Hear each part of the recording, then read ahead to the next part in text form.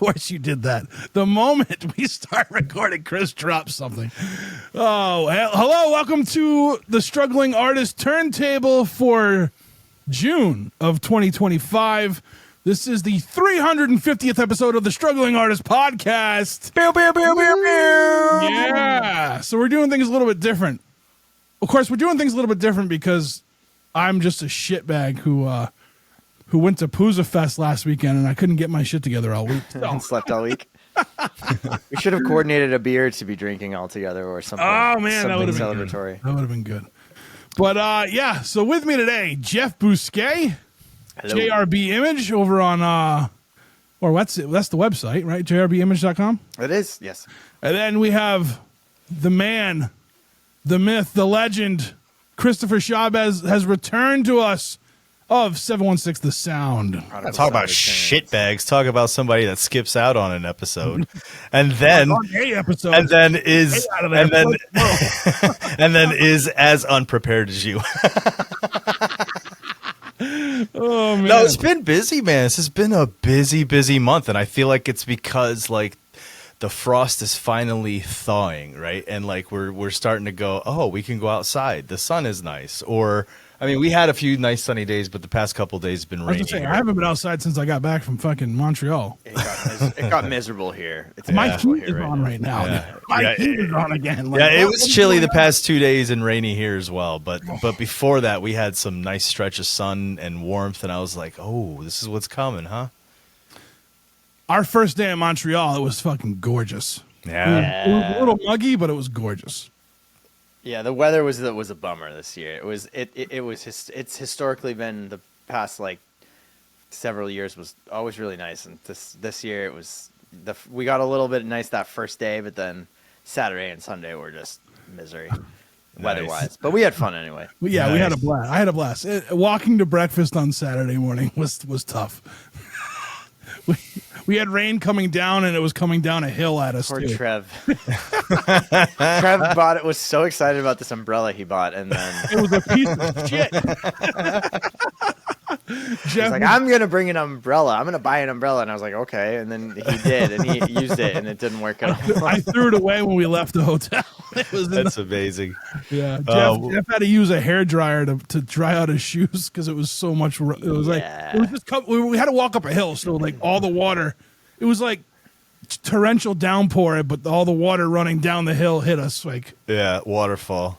But those crepes were fucking delicious, though. it was good. It was the best food I had since the whole time we were there because we had to work so hard to those get espresso drinks were those lattes were hit the spot. We had to wait like an hour, but drenched and fucking cold and miserable, but it was good. It was worth it. Jeff, I heard some of Trev's experience on Chopping It Up. We recorded a couple days ago, and it'll be out in a couple weeks on the Patreon. But for you, what was some of the highlights at Pooza this year? Like, what were some of the acts or artists that for you were standout? I didn't tell you any bands. I just told you all the weird shit that happened. Like highlights for me every year are always the best things about a fest like that.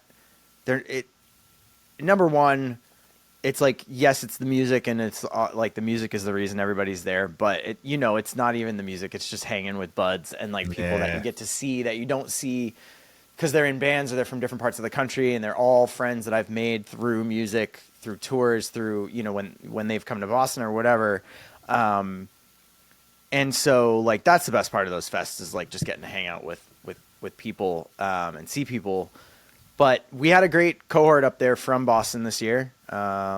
So the band Cape Crush played, the band Little Low played, Oh the Humanity played, Megan from Work played. So A Day Without Love played. and A Day Without Love. Yep, A Day Without Love. I caught him and his set at this like little cafe that they had it at. That was really, really cool. And then it just always like I never walk away from one of those without at least a handful of like new bands that I've seen or gotten into. That's how I got into the Iron Roses. That's how I got into. I forgot they were at Dead Broke. It's like fests have been, they're always the best. The best way to discover stuff. So I have a whole list. The band Dig It Up was incredible. FOMO, they're from Montreal. They got back together recently apparently, and they killed it. Trev and I got to see. Well, I don't know, Trev. Did you catch Fat Heaven's set? I didn't. That was mid panic attack while I was trying to read French. Oh, I'm sorry. Fat Heaven, who I had brought to the show, I got to see some of their set. That was fantastic. And 40 Reps, who we've had on the show, so that was really fun. Worse Off was really good. The band Oceanator was really good. I have a whole list there on my phone. So yeah, that's awesome, dude. It sounds like you had a killer time. I think Jeff and I are going to do like a Pooza recap. I got to see Chad Price from Drag the River play. I didn't catch I caught 85% of his set, and then I had to jump to something else. But hadn't seen him play in a little bit. And Drag the River is one of the first bands I discovered at the first Pooza, either the first or second Pooza Fest I went to on that outdoor stage back then, and was blown away. Loved that band. So yeah, it was a good time. Nice, dude. Nice. I'm gonna have to get you next year for sure. It's my first year hearing of it. Us. I'd never heard of Pooza Fest before until this year, till you mentioned it, and I was just "What the hell's a Pooza Fest?" It might be even a closer. I mean, it's probably a closer drive for you. How is it from Buffalo to Montreal? Yeah, it's about 6 hours. Oh, all right. Yeah, because you're way further. You're a lot further west, so yeah, probably about the same as us. But we'll meet you there. Oh hell yeah, that'd be awesome. We'll get a bigger suite. Next time. Or 2 adjoining rooms. Yeah. Or something like that. There you go. Yeah. Yeah, that'd be cool. That'd be cool. How was my snoring? I never had a chance to ask you. Never even heard it once. The broken air conditioner was way louder than you were, Trev. And the stupid vacuum vent that was. Trev and I took it a half an hour to figure out how to get the air conditioner to come on, and then in the middle of the night, I covered in icicles. It was freezing cold in that room, and I was like, "This is wrong." But I felt so bad because Trev's room was so hot, and the only way to get air from the main part of the hotel room to Trev's room was through a fan that just had two vents on it that sucks air from the main part to his room. So I was just I can't shut it off. He's gonna be so hot in there. I was freezing cold on the couch. Oh man. Yeah, it was interesting. I would go back to that hotel just because of the location. It was a nice one. Yeah, but luckily there's a ton of hotels all right around there. There's the Best Western, a Courtyard Marriott. There's a ton. So. They got DoubleTree out there because I need my cookies, bro. I know. I need my warm chocolate chip cookies when you walk in. They got all the big went ones. with Chris. He'd be the one waking us up in the mornings. Let's go. It's breakfast time. Jameson and I stayed at a hotel over there one year that was decent in that area too. It might have maybe it was even the same one. I don't even remember at this point, but. Yeah. I like to, when I do that, I plan ahead. I talk about it ahead of time. Yo, are we getting up? Because if not, I will get up, but I'll go get breakfast on my own, or I'll go and walk around and get something to eat down in the lobby real quick. You know what I mean? Yeah. It looked like they had a good breakfast. We just missed it every time. We just slept too late. Yeah. I never get up early enough for those damn hotel breakfasts. Well, not if you're not at shows and doing shit all night. No way, dude. Yeah, not till 2 in the morning. No. Oh, no way. I'm not getting up that early. And then I started reading that book, and I was up an extra 2 hours every night reading that book. So I finished that today, Jeff. The Micah Schnabel book. Congratulations. It was really good. Really good. It fucking broke my heart. I knew it was coming. The one I'm working on. It broke my heart, that goddamn book, but it was good. It was good. So, yeah, it was a good time, man. It was a good time. Chris, you should definitely come next year. Yeah, I'm down, man. Maybe we can do something next year. It'll be cool. Oh, we will. We will. They definitely. had some live podcast airings and stuff there, so maybe we could do a roundtable. Or that's what Trev was saying, dude. Guillaume, get you in touch with Guillaume, and I got to get his email from you. Yeah, because I'm gonna have him on the show too. So, yeah, it was a good time, man. I'm sure there had to have been Buffalo people there. Oh, totally. Yeah. Yeah, there's people from all over. Yeah. All nice. Over. Yeah. I got drunk the last day. I got drunk in the afternoon. I went and got lunch and as you do. Yeah, and I had a few extra beers, so I ended up taking a quick nap in between sets. Nice. I went and got ramen on the last day, and you did. You were excited about it too. You're like, I'm going to find ramen. Stoked about that ramen. Nice. Yeah. So, all right. Well, we are here. We are here to talk about Bandcamp recommendations or music recommendations for you for June of 2025.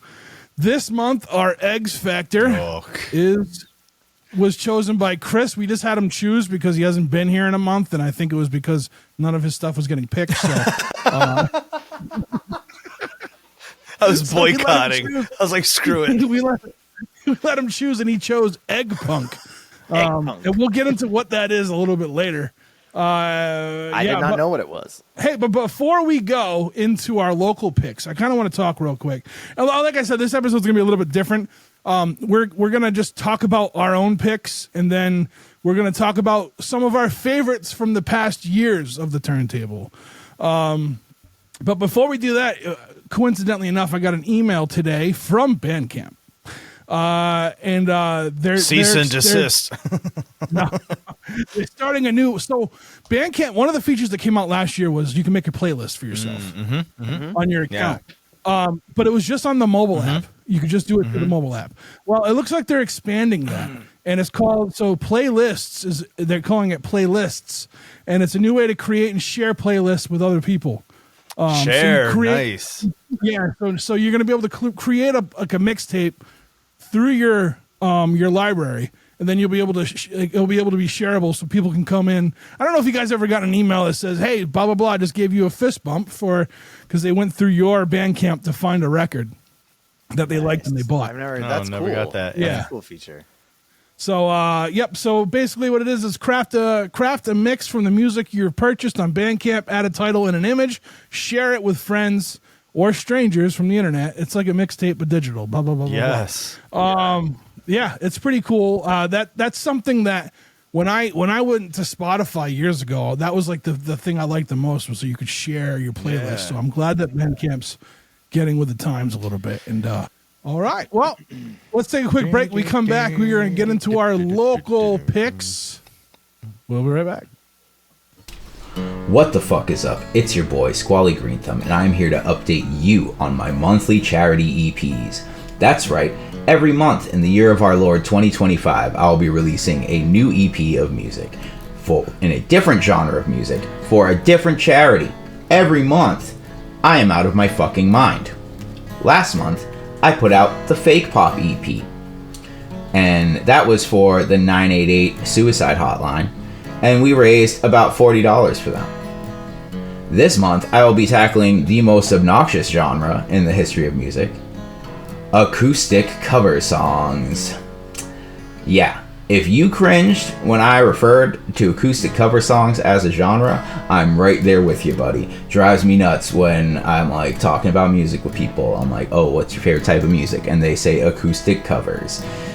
But here's the deal. I've been playing acoustic guitar in front of people for a very long time. And throughout those years, I've picked up a few covers, songs that I just, liked, listened to a lot when I was a kid, and I was like, this would be cool. And some of them, I feel like I do pretty well. And so I keep them in my back pocket for instances such as this where, sometimes I'm working on an EP, I don't have enough songs, I'll throw a cover on there.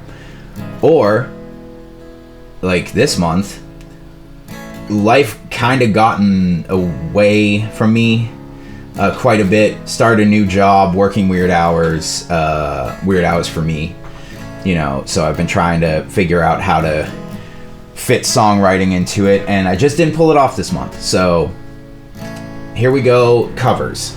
I did this in 2020 when I did the same monthly charity EP thing, and I called the EP Gateway Drug, which is what I had been planning on calling my covers record ever since probably like my second week of playing music out and about.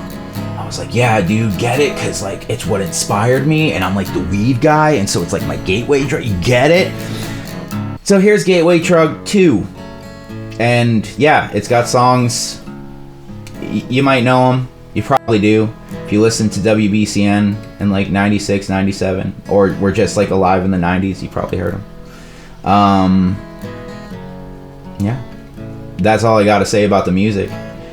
The charity is going to be the Boston Allegiance of LGBTQ plus youth, also known as Bagley.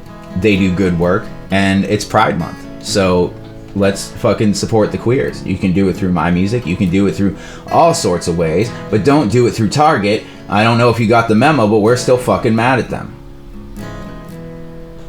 Anyway. Enjoy.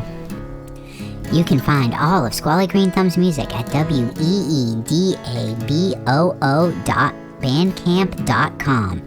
That's right, weedaboo.bandcamp.com.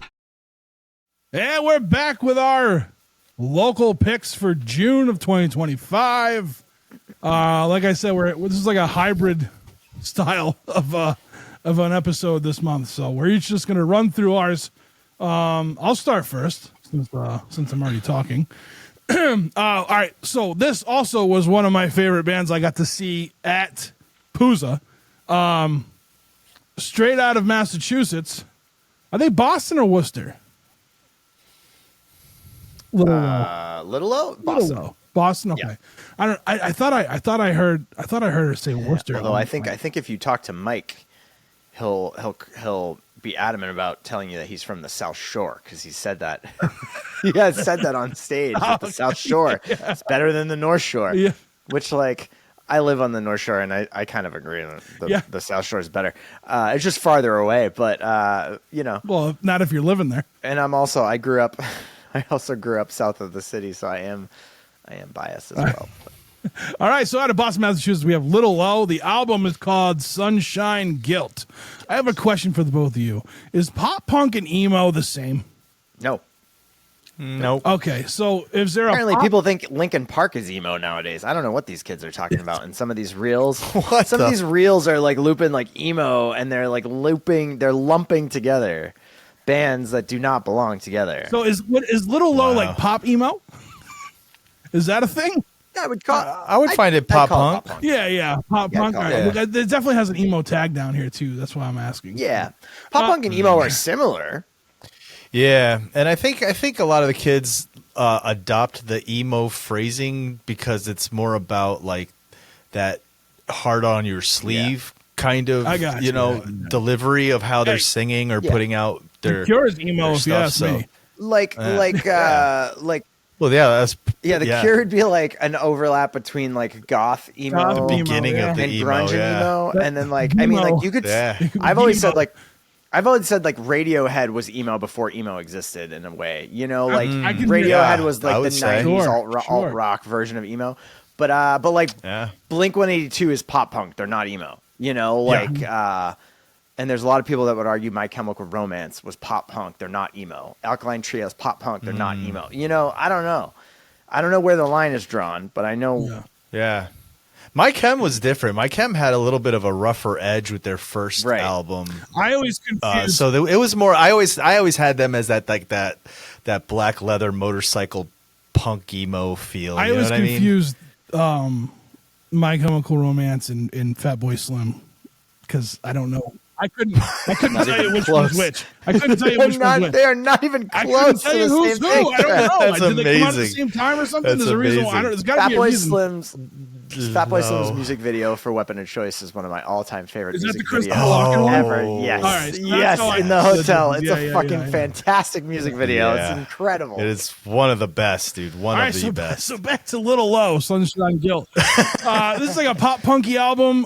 They're super tight. They're super tight in the studio and live. I saw them live. They play like they're perfectly in sync live as well. Yeah, they're incredible.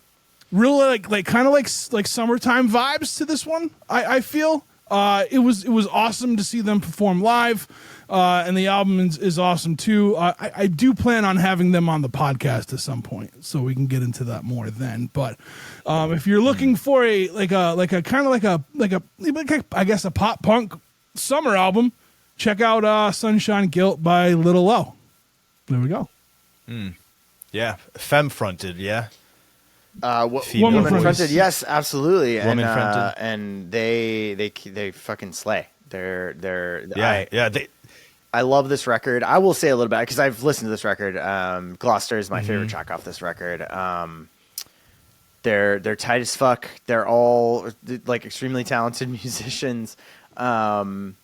and we saw them. We got to see them at Pooza. They killed their set at Cabaret Foofs, the smaller stage at Foofs, which is the main venue there. And but just all the good vibes for going into summer and wanting to sing your heart out and like be sad but be happy at the same time. I actually met Christine the Thursday night before we left at Faces for the show that was there. So yeah, I had a chance to listen. I really enjoyed it. It reminds me of, there's a band out of Baltimore called Pink Shift. This is who they remind me of them. It kind of has the same sound, that kind of pop punky, but very, not really Riot Girl, but a little bit of that edge in the voice too. You know what I mean? Yeah, it was cool. I like the energy. Definitely has that, like you said, summer. It definitely has a punkier than pop. You know? Yeah, for sure. Cool, Chris. What about your local? Yeah, we'll go from your little to my little, right? My local is a band called Little Liar out of Buffalo, New York. We've had them on the show before when they had one of their singles out before they put out their second EP. And this second EP dropped, man. And I got to tell you, for me, I absolutely, really, really love this band. I enjoy them a lot. I think they are one of the more like tighter bands in our area. Extremely talented. If you're into like that kind of throwback to 90s alternative rock, a little bit of grunge, but then it's also got that flavor of 90s rock when you could hear the influence of hair metal still kind of in there as well. That's what this band is. This band is a straight rock and roll band. This is not a punk band. This is, if you're going to a show to see like blistering guitar solos and like that kind of raspy, lead vocals of the 80s, 90s, this is definitely the EP for you. It's the EP called Smoke and Mirrors. 5 songs, and for me, they're just all killer. The first song, there's a song called Killjoy. It's the first song on here. That one gives me total like 80s hair metal vibes with the guitar work on that. Hold Me Under is another great song on this album that's just rips. And then the song at the end, Taste of Love, really reminds me of like Velvet Revolver meets Alice in Chains feel. It's just got such a hard, grungy, sound to it. Huge fan. It dropped in April, and I've listened to this so much since. And I've definitely featured a few of these songs on Struggling Artist Radio. I'm bummed I haven't had a chance to check this one out yet. I have heard them. Yeah, I'm interested to hear what you think, dude. I'm interested to hear what you think on this. I don't know if you brought them to this before, or you just sent me their stuff. I did. The single. Yeah, I've actually talked with them too. A couple, like they're gonna have. Oh, I think I sent you their first EP, the first EP they had. Yeah. So, but I will get a chance to check it. You're right. They hit us that hard rock kind of vibe, man. Yeah, if you dig them, dude, definitely have them on the show. They're looking to really get their names out there more so that they can do some, wider touring as well. So they just did their first little mini tour, and it took them down into, I think, the Carolinas and out to Ohio and Michigan and then back. Nice. So they're looking to do more of that, I know, for sure. Cool. Jeff, what about your local? So my local was... I also feel like it was a little bit low hanging fruit, but I'm actually playing a show this Saturday. By the time this airs, it'll have already happened. But I played a show with the artist Radiator King, who is originally from here in Boston. So I used him as a local. I felt like he counted as a local, even though he hails currently from Brooklyn, I believe. And I'm very excited for this show. Because I checked out this recent single he had, because we were running late this month, and so I grabbed a single, and it's called Ghost of Elvis, and it's basically I hear big Gaslight Anthem, Brian Fallon, Dave Hawes similarities on this particular track. It's got that sort of Americana punk, like punk tinged Americana rock and roll, East Coast Springsteen-esque kind of vibe to it, to me. It leans a little bit into the kind of mellow ballady sort of world. And it's kind of a, you know, kind of got that like vintage, you know, radio inspired vibes, kind of the way that a lot of musicians like Brian Fallon and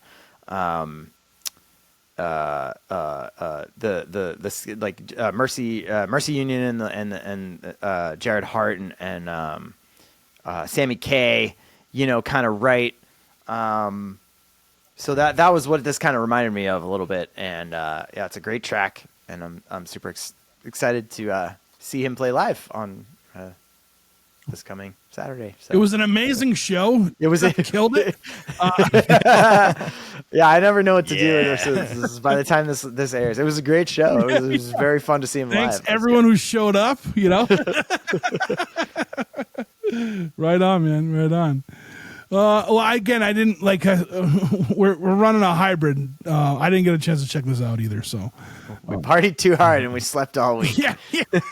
That's what it is. Old man Trev, fucking 4 days of shows in a row, and that was all I could handle. So, you guys want to take a break? We'll come back and hit our eggs factor. Yeah. All right, we'll be right back.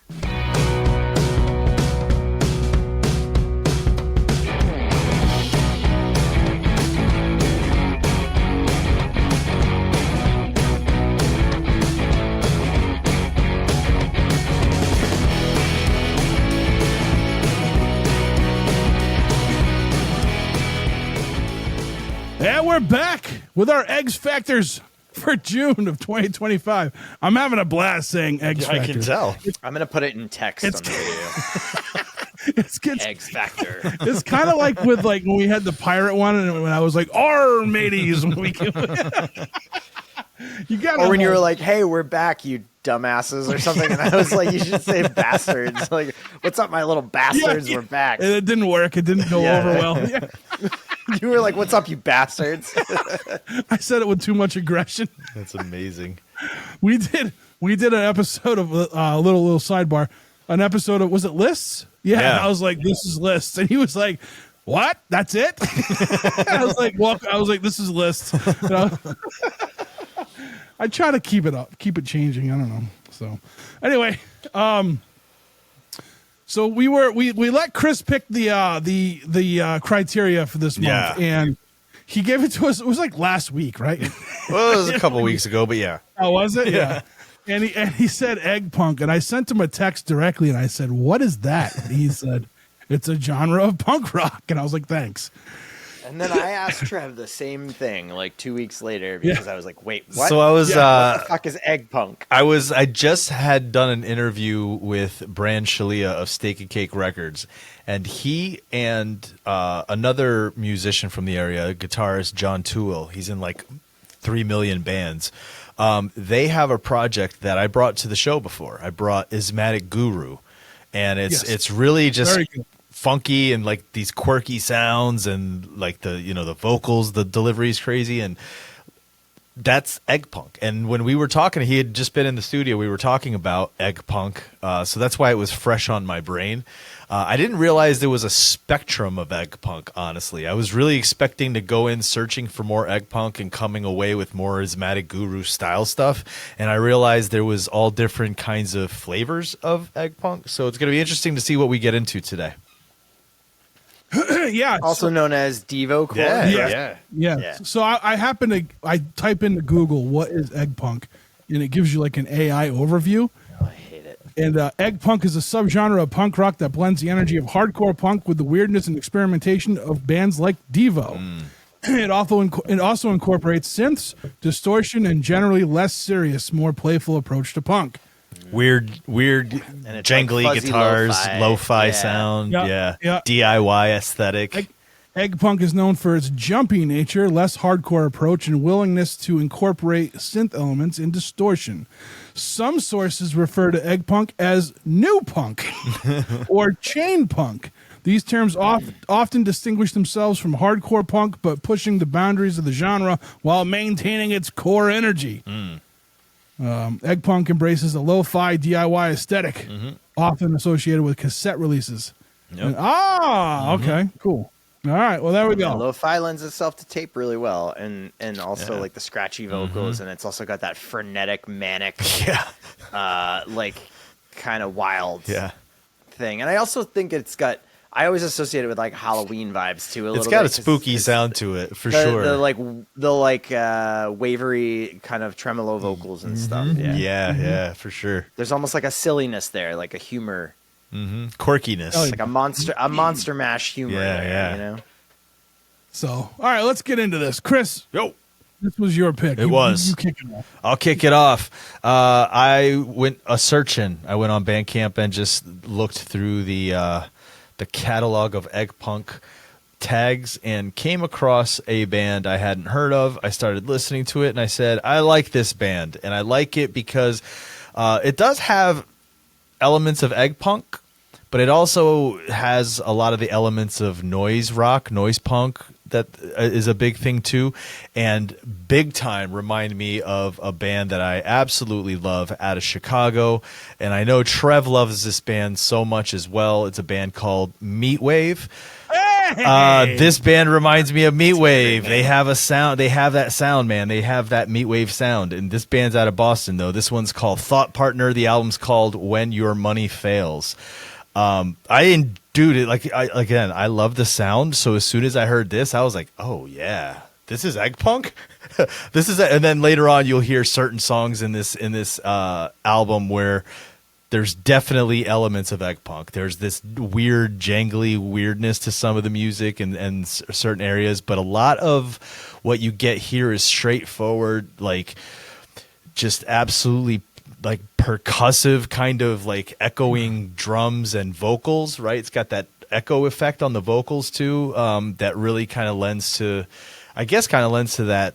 You know who would remind? Like a fast. Yeah, it reminds me of Miracle Blood too. That kind of like. You know, like what do you call it? The carnival barker, right? Like that kind of thing happening. I'm a fan of this. I think this is a great album from beginning to end. It's 9 tracks, and each one is just killer. Back to back, all the way down to the last track. But again, like I said, you know, a lot of it is just because it's got this driving, straightforward, loud, in your face feel to it, which is then punctuated throughout with these weird kind of off timing little things that happen, little frenetic things that happen. It's a good time. This is egg punk. This is egg punk. I like that. I love the cover. I love the album cover. Yeah, the donuts. It is a box of donuts that has been discarded on the street. Apparently, appears to have been just thrown. Yeah, a bunch of donut holes. Nice. And a donut. Yeah. So I too went to Bandcamp to see what was going on with this. And I happened to pick the first one I saw, and they had a steel pedal guitar in the picture. So I was like, I'm going with this. And then I listened to it, and I was very excited.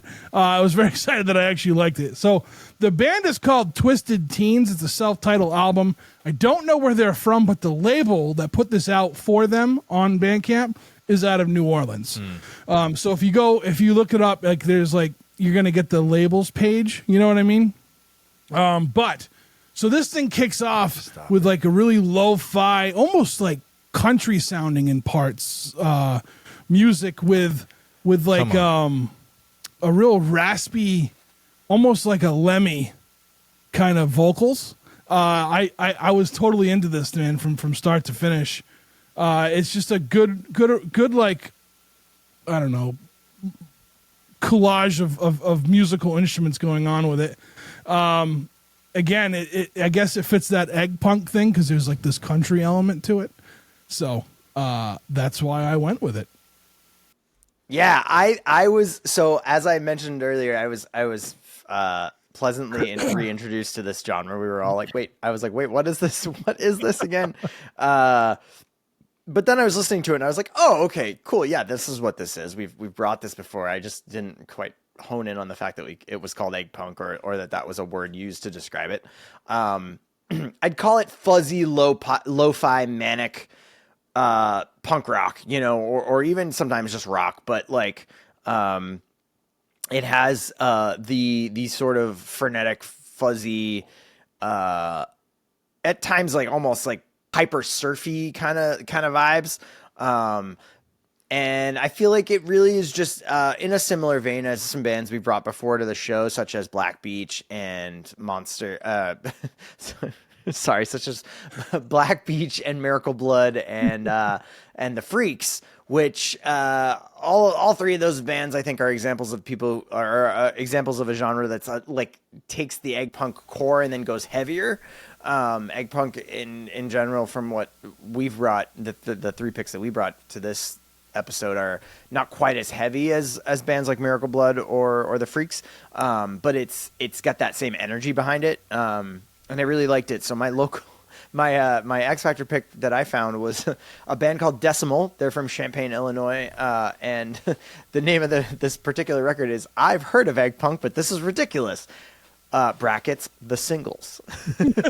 So it's a collection of 4 singles that maybe didn't fit somewhere else. I don't know the whole story, but it's got the insert for the cassette tape up on the Bandcamp as the artwork. You can kind of tell it's like a J card that goes in this. It goes in the cassette, and yeah, I like this. I think it's fun. I think this is. To me, this is like the almost kind of the best music sometimes to have on at like a party, like a house party. Like this type of music makes me think of like a house party. It just makes me think of a house party where everyone's like not taking anything too seriously. There's like music on in the background. People are like having drinks.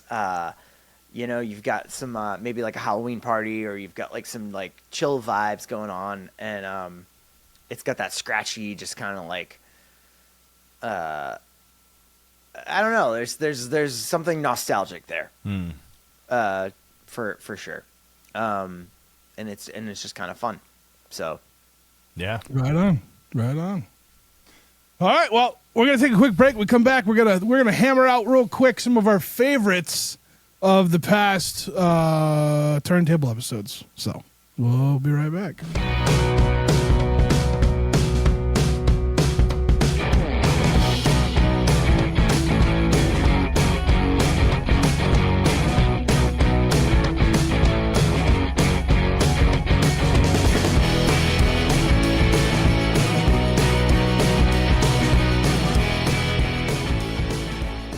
All right, and we're back, and we're here to throw some of our favorites of that we've discovered on the Bandcamp, mainly because this is the 350th episode, right? So, yep, fun to do.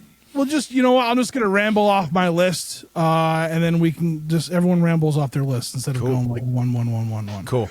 One of my first ones, December of 2023. Jeff brought Clowns. And the album was called Endless. Fucking fantastic album, like hardcore punk stuff. Definitely check that one out. And then I brought one, Smilo and the Ghosts for Ghost Riders, from Erie, Pennsylvania. That was in November of 2023. A lot of these are in November, like in 2023, I feel like. Hold on, let me see if I can find some. Let me find some other ones real quick. Well, I know the Iron Roses was definitely one of them that Jeff. I don't remember if I brought it or if Jeff brought it, but I know Jeff is the reason why I discovered the Iron Roses from Puza. So I think I brought it. It was after Fest. Yeah. And another one too, Jeff. And this was in 2022. It was on the best of 2022 list. You brought Homefront. Think of the Lie. Blew me away with that one. had a little more synth vibe to it than their last one, but it was an absolutely fucking banger of an album, for sure. And then let me see, I got one more here. Where was it? It was. Oh, come on, Trev. I had my list up. I can't find it. I know someone else go. All right, I'll go. Here it is. Mad Alive brought this one, and I had the pleasure of seeing them at Puza. This is like one of my favorite bands. I will say, like, I don't typically sing along at shows, but I sang along to these guys. 40 Reps, Heads Up, out of Richmond, Virginia. Hell yeah. So fucking good. slayed. Yeah, they were so good. I like sat there and just sang to every song. This was like, Nice. it was incredible. The vibe they give off too. Like, it was just like, yeah, I dug that a lot. That's So, awesome. there we go. Those are mine. All right, I'll kick it off. I'm going to open mine with Curse Words. It was The Cursed of Times. Just killer album, dude. I remember when you first brought this, and I would just remember playing it nonstop, and it was one of the ones that stuck out to me. Next up, Thou Merciless Graves, Something in the Water. I love this. I absolutely loved it. I talked about it when we talked about it on the show, that I just love the whole vibe, the feeling, like you just are immersed in a world, right? And I love it. I absolutely love it. It's got such a great the music's great, vocals are great, it's so good. Next up, Miracle Blood, Melter. Ice cream cone, melting skull on an ice cream cone, dude. I mean, just that black album cover with that on it looks awesome, and the music was just so killer. My first introduction to the band Miracle Blood, and that made me a fan, man. Absolutely loved it. Loved their follow-up as well. Next up, KCUF 100 Poses. I can't say enough how much I absolutely love this album from beginning to end. When it first came out, man, it was something I listened to nonstop. Like, seriously, it was ridiculous. I probably listened to it 4 or 5 times a day, not even just a week. It was a day. So yeah, KCUF 100 Poses, and then my number one for so far. Is because it's more fresh on my memory as well, is Coffin Salesman, Dream of Fire. Just a killer album. You know, when I heard they were putting out an album, it was a much anticipated album for me. And then it didn't disappoint. It's just so killer. It's so good. It's so full of emotion, and it's so full of raw energy. It's just such a good album, dude. So those are my 5. And then I do have a few honorable mentions I'll throw out there. Danny Carney, Chainsaw Symphony, 10 Beer Queer was a killer release. Also, Keep Flying put out their album last year, Daylight, their EP. And then On the Cinder also put out their album, Smells Like American Spirit. Good stuff. Good stuff. Yeah, hell yeah. All those were the single, not the album, the single, when we covered the single. Yeah, I we've had so many just incredible albums. I think it would be impossible to narrow it down to 5 or even 10, of course. Right. I think we're always pouring over stuff. I was thinking about this over the weekend, and I was talking to a friend. It's one of my picks, who I'm gonna mention in a moment, Black Eye Fox, which his name is Ian, who I had the pleasure of getting to hang out with a little bit over the weekend. We have a mutual friend, and I was telling him how we are a podcast that loves to critique records, but we're the most timid of critiques in a way. We always try to find the positive things to say about records, and even if there's things we don't like, we try to find something we do like about it. But so yeah, my absolute top 5 from all of the episodes we've done in so far. My number 5 would be Toterfish or Totterfish. Yeah. They're the pirate metal band that Trev brought. I believe the record Trev brought for that episode was Yemaya. Yemaya. I don't know how you pronounce it, but this was just incredible. It was like exactly what you think it is, exactly what you picture it is, and when you listen to them playing, you're like, I really hope they perform on stage with those costumes, and in fact they do.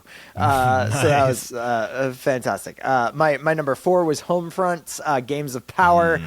Just cannot describe how much I'm so excited to see this band. I can't wait until I get a chance to see them. They are mixing hardcore and 80s synth rock, gothy,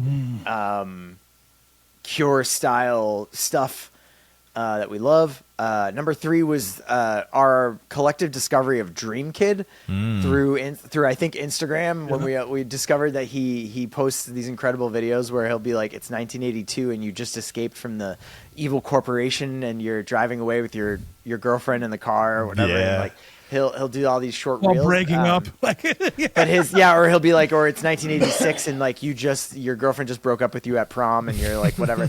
And your best friend who was always there. Yeah, he's incredible. Yeah. He nails it. He gets it right on that, like nails it, hits the nail on the head with the soundtrack-esque 80s music. I hope somebody used one of his songs in the next upcoming final season of Stranger Things, because he should be in something like that. Hell yeah. His music, his last album the music was featured in Terrifier 3. yeah. Yes. Yeah, Yeah. It's very cinematic. It's very quintessential 80s, like pop rock, and we all love it. And he combines it with like emo vocals too, like kind of almost like that pop punk emo vocal style.